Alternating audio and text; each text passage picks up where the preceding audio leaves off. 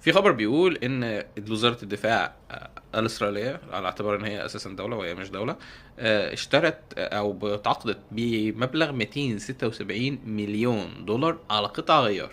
لإيه بقى؟ لدبابات الميركافا ومدرعات النمير او النمر. تمام، فكده معناها ان هو فعلا عندهم كمية خرافية من الاعطابات. خلي بالك ان هي اساسا تمن المدرعة تقريبا كان حوالي 2 مليون دولار او مليون دولار، وتمن الدبابة كان فرنج 5 مليون او اكتر. تمام، فانت اما تعمل رقم زي ده يبقى انت عندك مشكلة رهيبة. ده قطع غيار، مش ان انت هتجيب دبابة جديدة. فانت عندك فعلا في تدمير جزئي كبير وفي تدمير كلي اكبر ان شاء الله.